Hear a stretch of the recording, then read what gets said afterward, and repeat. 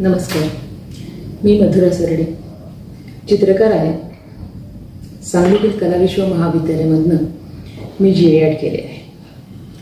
म्हणतात ना, कलाकार जन्मावा लागतो, पण तसा तो घडावाही लागतो. त्यामुळे हे शिक्षण आले. GED हा 5 वर्षाचा डिप्लोमा कोर्स आहे. 5 वर्षाचा हा डिप्लोमा, यामध्ये रचनाचित्र, एखाद्या व्यक्तीचे पोर्ट्रेट, लँडस्केप,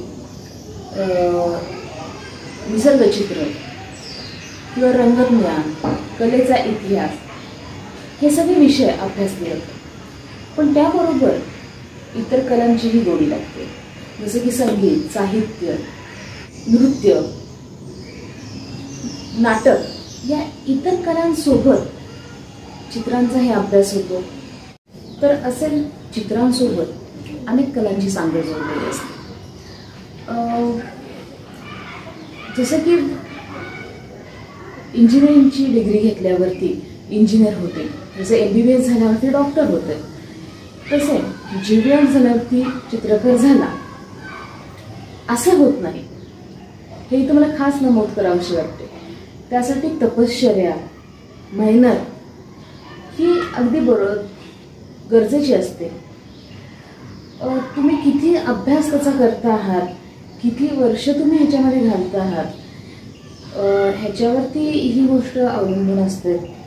कळत नसतं, आपण आपल्या जीवनात टिपलेल्या अनेक गोष्टी आपण आपल्या चित्रामध्ये मांडत असतो. या सगळ्या गोष्टींचा आपल्या चित्रामध्ये इम्पॅक्ट पडत असतो. GED झाल्यानंतर DPED म्हणून असतं, म्हणजे पोस्ट ग्रॅज्युएशन फाईन आर्टमध्ये, डिप्लोमा इन आर्ट एज्युकेशन. हा 1 वर्षाचा कोर्स असतो.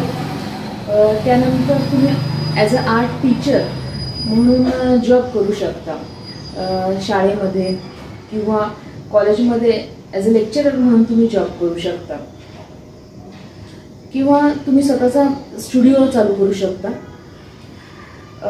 सांगलीमध्ये माझा स्टुडिओ आहे. स्टुडिओ म्हणजे आर्ट स्टुडिओ, पेंटिंगचा स्टुडिओ. कारण स्टुडिओ म्हटले की फोटोचा स्टुडिओ, अशी एक आपल्याकडे कल्पना असते. तर एक छोटीशी सफर माझ्या स्टुडिओची करूया.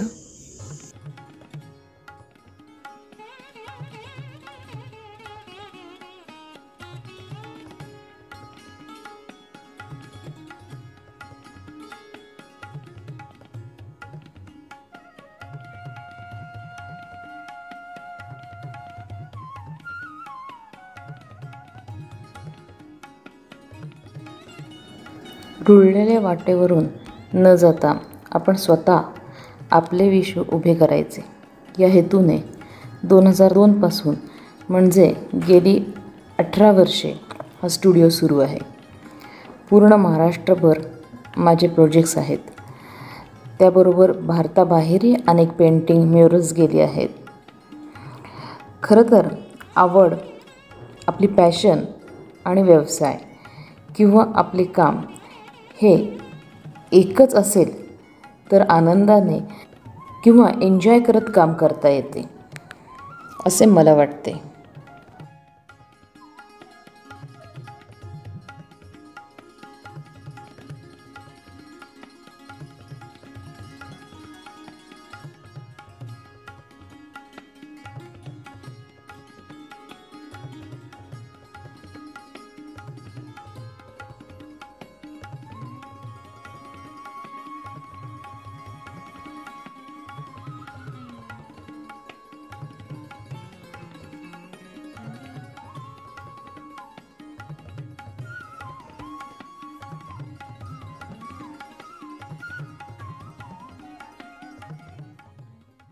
याचबरोबर पुस्तकाची कवर्स, आतील चित्रे किंवा इंटिरियर डेकोरेशनमध्ये कॅनव्हास पेंटिंग, ते वेगवेगळ्या थीममध्ये असतील, लँडस्केप असतील किंवा त्यांच्या घरातील फॅमिली पोर्ट्रेट असेल, एखादं मॉडर्न आर्ट असेल, त्यांच्या इंटरेस्टनुसार प्रत्येक क्लायंटशी बोलून त्यांच्या आवडीनिवडीनुसार ही चित्रे तयार केली जातात. त्याचबरोबर वॉलपेपर्सच्या ऐवजी वॉल पेंटिंग हा एक विषय आहे ज्याच्यामध्ये फुल वॉल आपण क्लायंटच्या आवडीनिवडीनुसार एखादी थीम घेऊन रंगवू शकतो.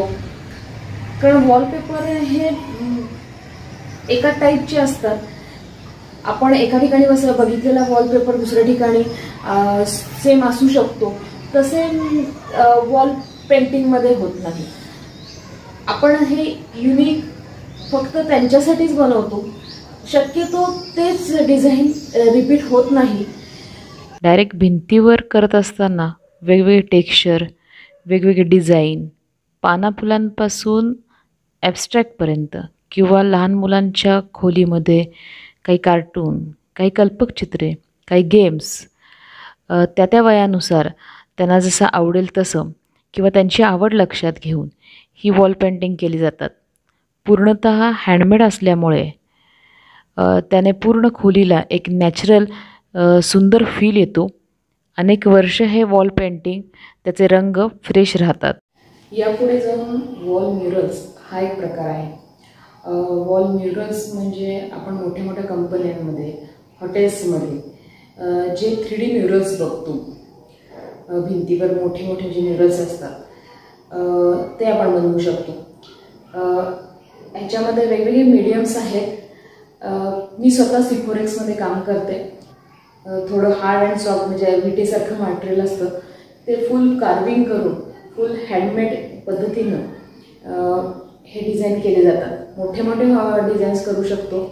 ह्याच्यामध्ये कोणतेही लिमिट नसतं. अगदी छोटंसं 1-2 इंचापासून हजारो फुटापर्यंत हे काम आपण करू शकतो. त्याचे काही नमुने आपण बघूयात.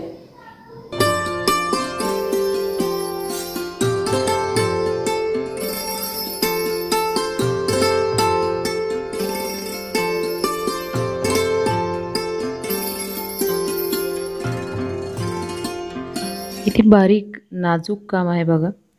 पूर्णतः हँडमेड असते. अगदी 1 फुटापासून 100-200 फुटापर्यंत कितीही साईजमध्ये करता येते. पूर्ण कार्विंग यामध्ये केले जाते. आपल्या जागेनुसार, रिक्वायरमेंटनुसार याचा साईज ठरतो. एका संगीतातील रागावरती हे म्युरल केले आहे, त्यामुळे त्याचे नोटेशनही यामध्ये कार्विंग केलेले तुम्हाला दिसते. बारीक टूलच्या साहाय्याने हे खोदकाम होते.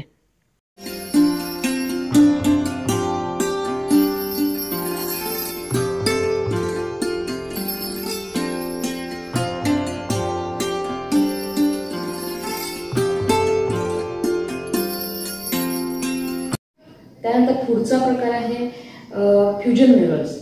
या म्युरल्समध्ये आपण वेगवेगळे मीडियम्स वापरू शकतो. म्हणजे लाकूड, काच, तिथे काही इंटेरियरमध्ये राहिलेल्या काही वस्तू, दगड, पेबल्स, अशा अनेक माध्यमांचा आपण ह्याच्यामध्ये वापर करू शकतो. याचेही काही नमुने बघूया.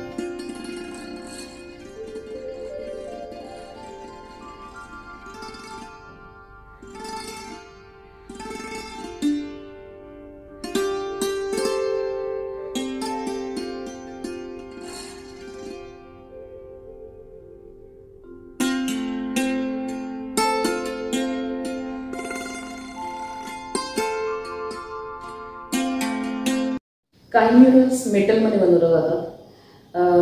मेटल म्हणजे रॉट आयर्नमध्ये. फुल रॉट आयर्नमध्ये डिझाईन्स केले जातात. किंवा रॉट आयर्न हे साधारण आपण ब्लॅक कलरमध्ये वापरतो, बारीक वायरमध्ये असं काम होतं. किंवा नुसते रॉट आयर्न, मेटल आणि काही बाकीचे पीसेस, म्हणजे त्याच्यामध्ये काच, कॅनव्हास असे कलरफुल आपण काही तुकडे ॲड करून त्या तुकड्यांचं इन्स्टॉलेशन केलं जातं. असेच काही स्कल्पचर्सही बनवले जातात, जे आउटडोअरमध्ये, गार्डनमध्ये, ऑफिसमध्ये एखाद्या मध्ये डेकोरेट करण्यासाठी एखादा मोठा असं स्कल्पचर बनवलं जातं. म्युरल्स, वॉल पेंटिंग किंवा वॉल डेकोर म्हणूयात आपण याला. हे आपण शाळेमध्ये, हॉटेलमध्ये, एखाद्या मोठ्या कंपनीमध्ये किंवा छोट्याशा कॅफेमध्ये सुद्धा करू शकतो. घरामध्ये करू शकतो, लिव्हिंग रूममध्ये, बेडरूममध्ये, अगदी टॉयलेटमध्ये सुद्धा मी पेंटिंग केलेले आहेत. जिथे जिथे डेकोरेट करायचं आहे, ज्या ज्या वॉल बोलक्या करायच्या असं आपण म्हणूया, तिथे wall painting, canvas painting, wall mirrors हे नक्की करावं. त्याचा इफेक्ट खूप वेगळा होतो.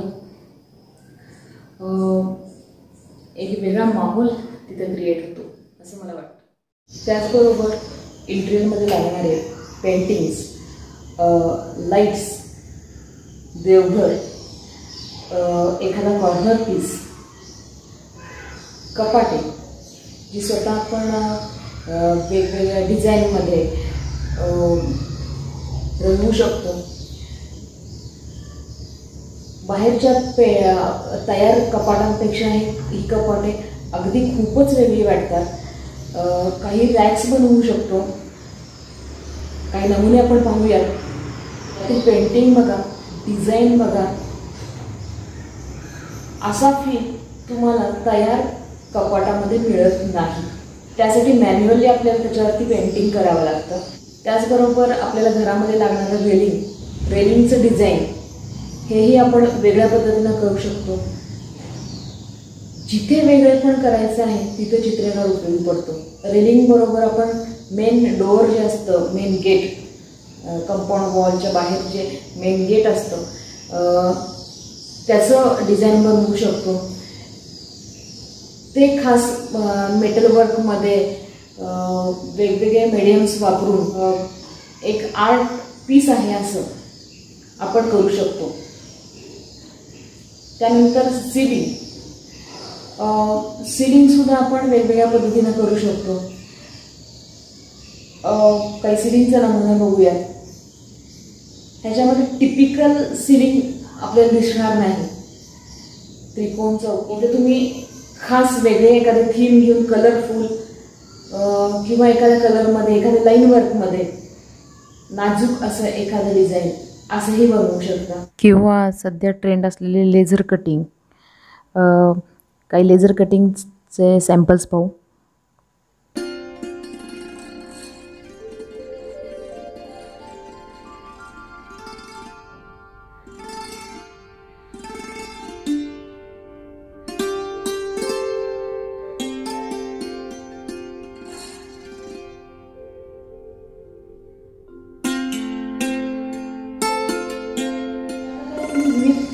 क्षेत्रामध्ये काम करू शकता. चित्रकाराला प्रत्येक क्षेत्रात कामाची संधी आहे, कारण प्रत्येक ठिकाणी डिझाईन ही गोष्ट लागतेच. अगदी आपल्या शर्टच्या डिझाईनपासून साधा कॉफी मग घेतला तर आपल्याला हवे तसे तुमच्या कल्पनेनुसार तुम्ही कॉफी मग बनवू शकता. मॅट प्लस यू असा माझा स्वतःचा ब्रँड आहे. ह्याच्यामध्ये मॅट म्हणजे कलाकाराचा प्रत्येक गोष्टीमध्ये नाविन्य शोधण्याचा जो वेडेपणा आहे ते म्हणजे मॅट. आणि यू म्हणजे तुमची कल्पना, आमचं डिझाईन, अशा दोघांच्या कल्पनेनं हे प्रॉडक्ट्स तयार होतात. खूपदा डोक्यात एखादी कल्पना येते पण ती कशी अप्लाय करायची हे कळत नाही. तेव्हा तुम्ही कलाकाराला कॉल करू शकता. तिथे आर्टिस्ट तुम्हाला नक्की उपयोगी पडेल. चुंबून घे अवकाश दे, क्षण क्षण हे टिपून घे, श्वास होऊन घे, ध्यास होऊन दे, आकाराला तूच नवा आकार दे, जादू अशीच ही रंगात रंगू दे, चित्रकारास आज रंगून जाऊ दे, चित्रकारास आज रंगून जाऊ दे. अखिल भारतीय नाट्य परिषद सांगली आयोजित वाचन कट्टा या उपक्रमात मला संधी दिल्याबद्दल मी खूप खूप आभारी आहे.